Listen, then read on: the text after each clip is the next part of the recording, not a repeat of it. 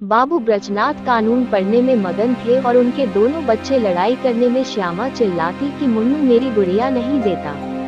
मुन्नू रोता था कि श्यामा ने मेरी मिठाई खा ली। ब्रजनाथ ने क्रुद्ध होकर भामा से कहा, तुम इन दुष्टों को यहाँ से हटाती हो कि नहीं? नहीं तो मैं एक एक की खबर लेता हूँ। भामा चूल्हे में आग जला रही थी, बोली, अरे तो अब क्या संध्या को भी पढ़ते ही रहोगे? जरा दम तो ले लो। ब्रज उठा तो न जाएगा, बैठी बैठी वहीं से कानून बघारूंगी। अभी एक आध को पटक दूंगा तो वहीं से गरजती हुई आओगी कि हाय हाय बच्चे को मार डाला। भामा, तो मैं कुछ बैठी या सोई तो नहीं हूँ। जरा एक घड़ी तुम ही लड़कों को बहलाओगे तो क्या होगा? कुछ मैंने ही तो उनकी नौकरी नहीं लिखाई। ब्रजनाथ से कोई जवाब न देते बन पड़ा। क्रोध पानी के समान बहाव का मार न पाकर और भी प्रबल हो जाता है।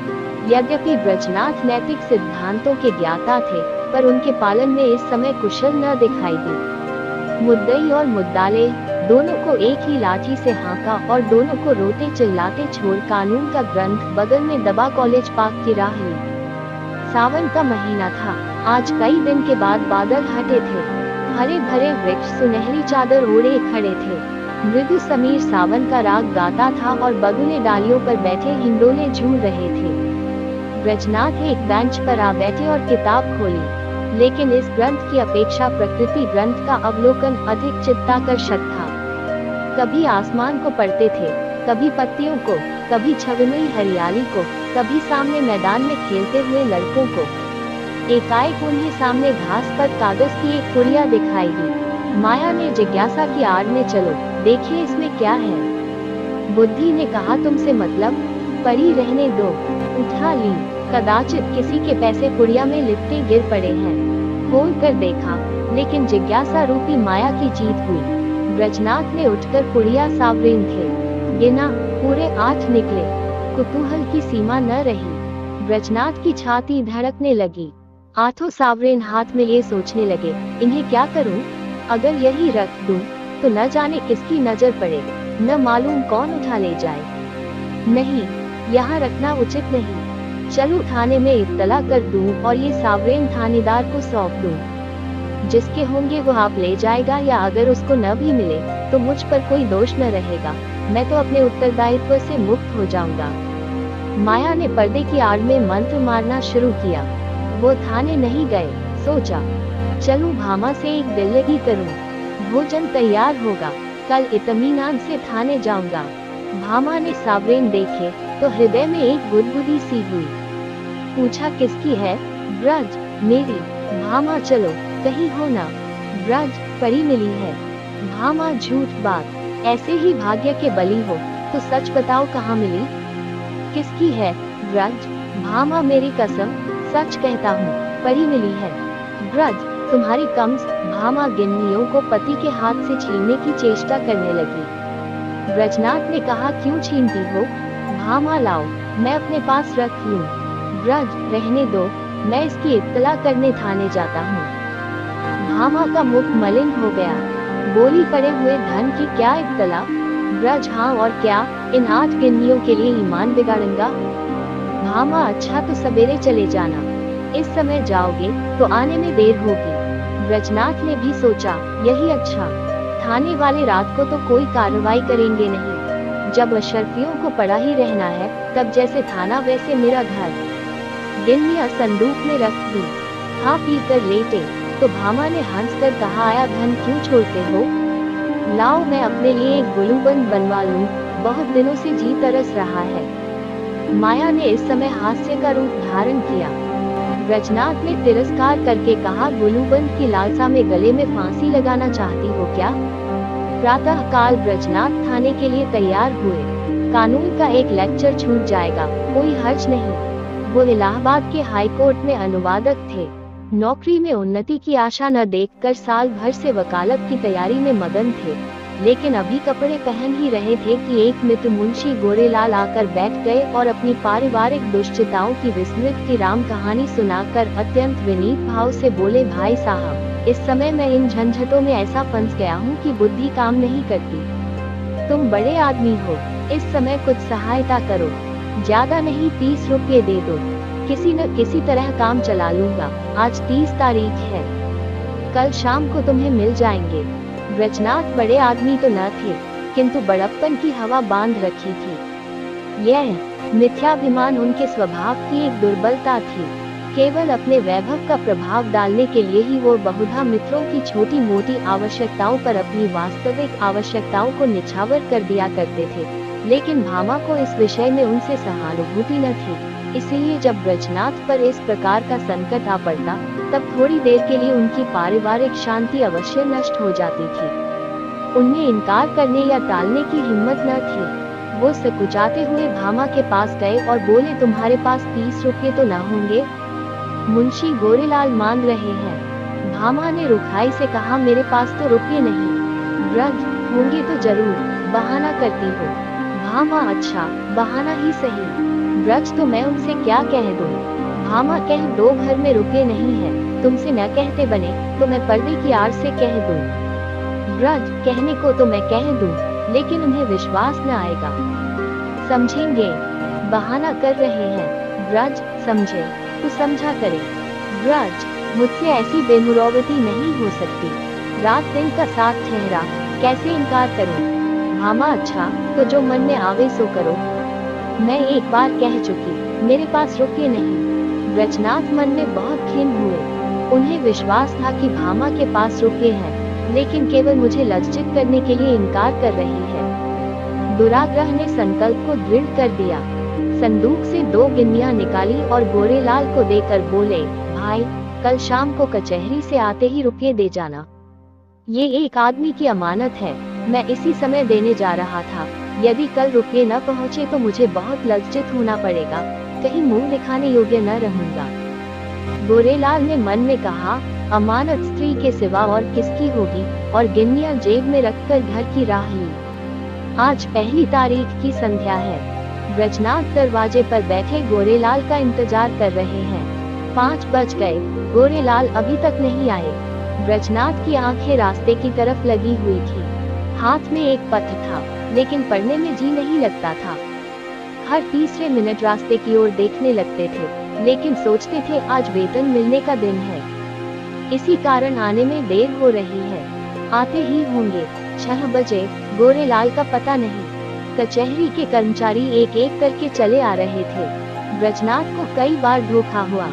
वो आ रहे हैं, जरूर वही है, वैसी ही अचकन है, वैसी ही टोपी है, चाल भी वही है। हाँ, वही है, इसी तरफ आ रहे हैं। अपने हृदय से एक बोझा सा उतरता मालूम हुआ, लेकिन निकट आने पर ज्ञात हुआ कि कोई और है। आशा की कल्पित मूर्ति दुराशा में बदल गई। ब्रजनाथ का चित्त खिन्न हो गया। वो एक बार कुर्सी से उठे, बरामदे की चौखट पर खड़े हो सड़क पर दोनों तरफ निगाह दौड़ाई। कहीं पता नहीं, 2-3 बार दूर आते हुए एकों को देखकर गोरेलाल का भ्रम हुआ। आकांक्षा की प्रबलता। 7 बजे, चिराग जल गए। सड़क पर अंधेरा छाने लगा।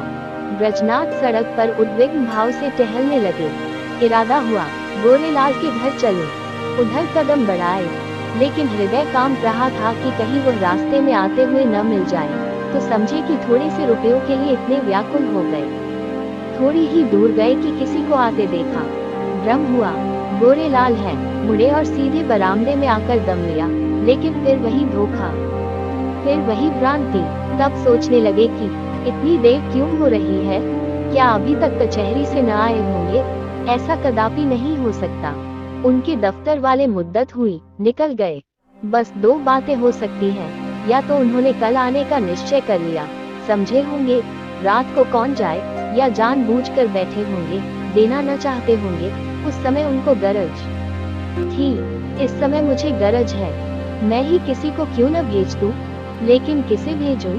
मुन्नू जा सकता है, सड़क ही पर मकान है। ये सोचकर कमरे में गए, लैंप जलाया और पत्र लिखने बैठे, मगर आंखें द्वार ही की ओर लगी हुई थी।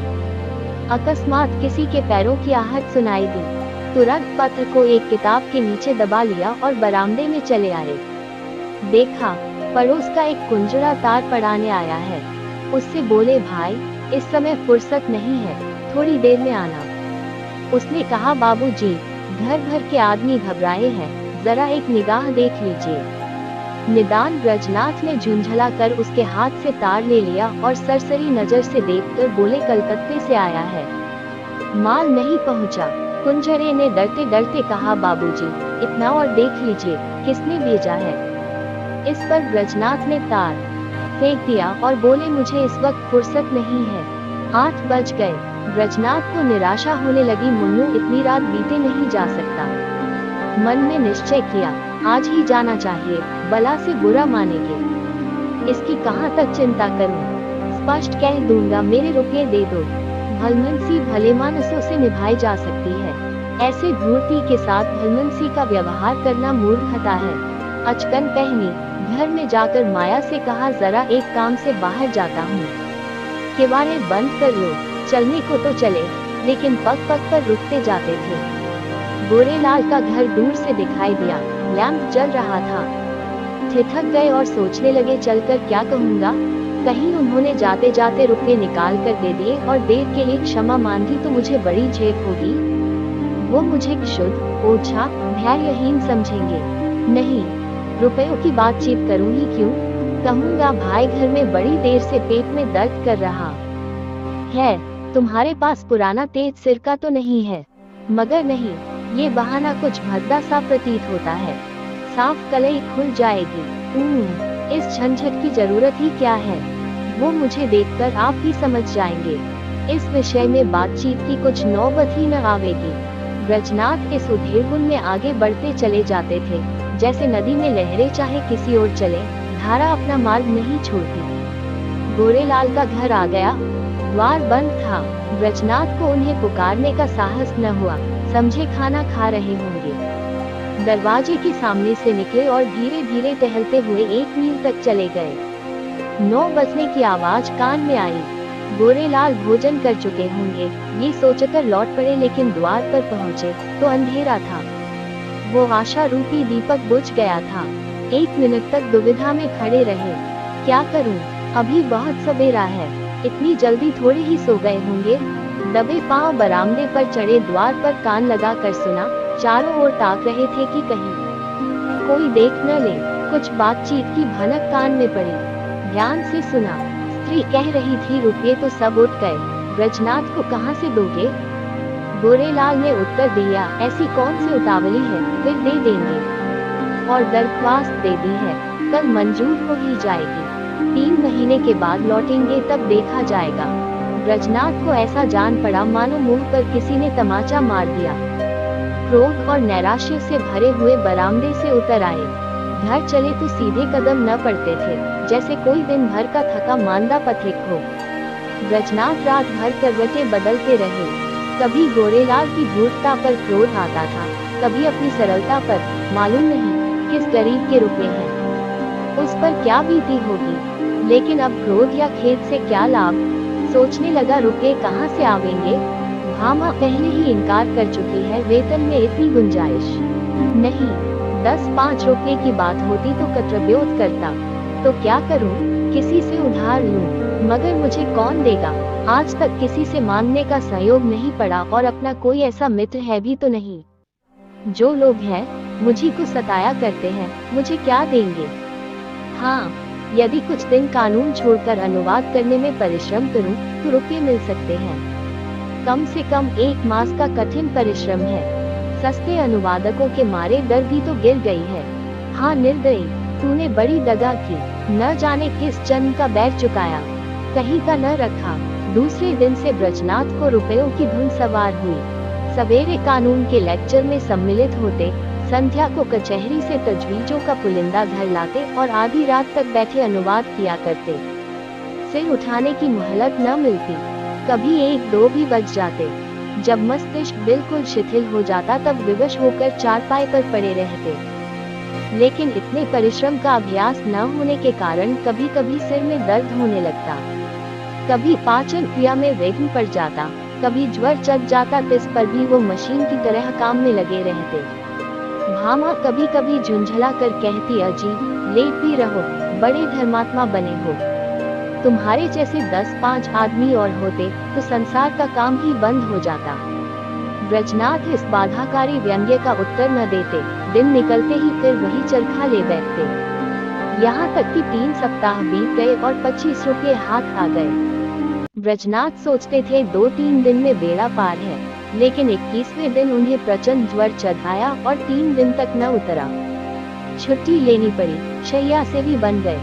भादों का महीना था। भामा ने समझा पित्त का प्रकोप है, लेकिन जब 1 सप्ताह तक डॉक्टर की औषधि सेवन करने पर भी ज्वर न उतरा तब घबराई। ब्रजनाथ प्रायः ज्वर में बकझक भी करने लगते। भामा सुनकर डर के मारे कमरे में से भाग जाती, बच्चों को पकड़कर दूसरे कमरे में बंद कर देती। अब उसे शंका होने लगती थी कि कहीं ये कष्ट उन्हीं रुपयों के कारण तो नहीं भोगना पड़ रहा है। कौन जाने, रुपये वाले ने कुछ कर घर दिया हो, जरूर यही बात है, नहीं तो औषधि से लाभ क्यों नहीं होता। संकट पड़ने पर हम धर्मभीरू हो जाते हैं, औषधियों से निराश होकर देवताओं की शरण लेते हैं। भामा ने भी देवताओं की शरण ली। वो जन्माष्टमी, शिवरात्रि और तीज के सिवा कोई व्रत न रखती थी। इस बार उसने नवरात्र का कठिन व्रत शुरू किया। 8 दिन पूरे हो गए। अंतिम दिन आया, प्रभात का समय था। भामा ने ब्रजनाथ को दवा पिलाई और दोनों बालकों को लेकर दुर्गा जी की पूजा करने के लिए चली। उसका हृदय आराध्य देवी के प्रति श्रद्धा से परिपूर्ण था। मंदिर के आंगन में पहुंची। उपासक आसनों पर बैठे हुए दुर्गा पाठ कर रहे थे। धूप और अगर की सुगंध उड़ रही थी। उसने मंदिर में प्रवेश किया। सामने दुर्गा की विशाल प्रतिमा शोभायमान थी। उसके मुखारविंद पर एक विलक्षण दीप झलक रही थी। बड़े बड़े उज्ज्वल नेत्रों से प्रभा की किरणें छिटक रही थी। पवित्रता का एक समा सा छाया हुआ था। भामा इस दीपवर्ण मूर्ति के सम्मुख सीधी आंखों से ताक न सकी। उनके अंतःकरण में एक निर्मल, विशुद्ध भावपूर्ण भय का उदय हो आया। उसने आंखें बंद कर ली, घुटनों के बल बैठ गई और हाथ जोड़कर करुण स्वर में बोली, माता, मुझ पर दया करो। उसे ऐसा ज्ञात हुआ मानो देवी मुस्कुराई। उसे उन दिव्य नेत्रों से एक ज्योति सी निकलकर अपने हृदय में आती हुई मालूम हुई। उसके कानों में देवी के मुंह से निकले ये शब्द सुनाई दिए, पराया धन लौटा दे, तेरा भला होगा। भामा उठ बैठी। उसकी आंखों में निर्मल भक्ति का आभास झलक रहा था। मुखमंडल से पवित्र प्रेम बरसा पड़ता था। देवी ने कदाचित उसे अपनी प्रभा के रंग में हुआ दिया था। इतने में दूसरी एक स्त्री आई। उसके उज्ज्वल केश बिखरे और मुरझाए हुए चेहरे से दोनों ओर लटक रहे तो शरीर पर केवल एक श्वेत साड़ी थी। हाथ में चूड़ियों के सिवा और कोई आभूषण न था। शोक और नैराश्य की साक्षात मूर्ति मालूम होती थी। उसने भी देवी के सामने सिर झुकाया और दोनों हाथों से आंचल फैलाकर बोली, देवी, जिसने मेरा धन लिया हो उसका सर्वनाश करो। जैसे सितार मिजराब की चोट खाकर थरथरा उठता है, उसी प्रकार भामा का हृदय अनिष्ट के भय से थरथरा उठा। ये शब्द तीव्र शर के समान उसके कलेजे में चुभ गए। उसने देवी की ओर कातर नेत्रों से देखा। उसका ज्योतिर्मय स्वरूप भयंकर था। नेत्रों से भीषण ज्वाला निकल रही थी। भामा के अंतःकरण से, सर्वत्र आकाश से, मंदिर के सामने वाले वृक्षों से, मंदिर के स्तंभों से, सिंहासन के ऊपर जलते हुए दीपक से और देवी के विकराल मुंह से ये शब्द निकलकर गूंजने लगे, पराया धन लौटा दे, नहीं तो तेरा सर्वनाश हो जाएगा। भामा खड़ी हो गई और उस वृद्धा से बोली, क्यों माता, तुम्हारा धन किसी ने ले लिया है? वृद्धा ने इस प्रकार उसकी ओर देखा मानो डूबते को तिनके का सहारा मिला। बोली, हाँ बेटी। भामा, कितने दिन हुए? वृद्धा, कोई 1.5 महीना। भामा, कितने रुपए थे? वृद्धा, पूरे 120। भामा, कैसे खुले? वृद्धा, क्या जाने कहीं गिर गए। मेरे स्वामी पलटन में नौकर थे, आज कई बरस हुए वो परलोक से धारे। अब मुझे सरकार से 60 रुपये साल पेंशन मिलती है। अब की 2 साल की पेंशन एक साथ ही मिली थी। खजाने से रुपये लेकर आ रही थी, मालूम नहीं कब और कहाँ गिर पड़े। 8 गिन्नियाँ थी। भामा, अगर वे तुम्हें मिल जाए तो क्या दोगी? वृद्धा, अधिक नहीं, उसमें से 50 रुपये दे दूंगी। भामा, रुपये क्या होंगे, कोई उससे अच्छी चीज दो। वृद्धा, बेटी, और क्या दूं, जब तक जियाऊंगी तुम्हारा यश गाऊंगी। भामा, नहीं, इसकी मुझे आवश्यकता नहीं। वृद्धा, बेटी, इसके सिवा मेरे पास क्या है? भामा, मुझे आशीर्वाद दो, मेरे पति बीमार हैं, वो अच्छे हो जाएं। वृद्धा, क्या उन्हीं को रुपये मिले हैं? भामा हाँ, वो उसी दिन से तुम्हें खोज रहे हैं। वृद्धा घुटनों के बल बैठ गई और आंचल फैलाकर कंपित स्वर से बोली, देवी इनका कल्याण करो। भामा ने फिर देवी की ओर सशंक दृष्टि से देखा। उनके दिव्य रूप पर प्रेम का प्रकाश था, आंखों में दया की आनंदायिनी झलक थी। उस समय भामा के अंतःकरण में कहीं स्वर्गलोक से यह ध्वनि सुनाई दी, जा तेरा कल्याण होगा। संध्या का समय है। भामा ब्रजनाथ के साथ इक्के पर बैठी तुलसी के घर उसकी थाती लौटाने जा रही है। ब्रजनाथ के कड़े परिश्रम की कमाई तो डॉक्टर की भेंट हो चुकी है। झुमके बेचकर रुपये प्रसन्न हुई थी। आज लेकिन भामा ने एक पड़ोसी के हाथ से अपने कानों के जुटाए हैं। जिस समय झुमके बनकर उन्हें बेचकर वह उससे भी आए थे, भामा बहुत अधिक प्रसन्न है। जब ब्रजनाथ ने 8 गिन्नियां उसे दिखाई थी, उसके हृदय में एक गुदगुदी सी हुई थी, लेकिन ये हर्ष मुख पर आने का साहस न कर सका था। आज उन गिन्नियों को हाथ से जाते समय उसका हार्दिक आनंद आंखों में चमक रहा है, होंठों पर नाच रहा है, कपालों को रंग रहा है और अंगों पर किलोल कर रहा है। वह इंद्रियों का आनंद था, यह आत्मा का आनंद है। वह आनंद लज्जा के भीतर छिपा हुआ था, यह आनंद गर्भ से बाहर निकला पड़ता है। तुलसी का आशीर्वाद सफल हुआ। आज पूरे 3 सप्ताह के बाद ब्रजनाथ तकिए के सहारे बैठे थे। वो बार बार भामा को प्रेम पूर्ण नेत्रों से देखते थे। वो आज उन्हें देवी मालूम होती थी। अब तक उन्होंने उसके बाह्य सौंदर्य की शोभा देखी थी, आज वो उसका आत्मिक सौंदर्य देख रहे हैं। तुलसी का घर एक गली में था। इक्का सड़क पर जाकर ठहर गया। ब्रजनाथ इक्के पर से उतरे और अपनी छड़ी टेकते हुए भामा के हाथों के सहारे तुलसी के घर पहुँचे। तुलसी ने रुपये लिए और दोनों हाथ फैलाकर आशीर्वाद दिया, दुर्गा जी तुम्हारा कल्याण करें। तुलसी का वर्णहीन मुख वैसे ही खिल गया, जैसे वर्षा के पीछे वृक्षों की पत्तियां खिल जाती हैं। सिमटा हुआ अंत फैल गया, गालों की झुर्रियां मिट्टी दिख पड़ी। ऐसा मालूम होता था मानो उसका कायाकल्प हो गया। वहां से आकर ब्रजनाथ अपने द्वार पर बैठे हुए थे कि गोरेलाल आकर बैठ गए। ब्रजनाथ ने मुंह फेर लिया। गोरेलाल बोले, भाई साहब कैसी तबीयत है?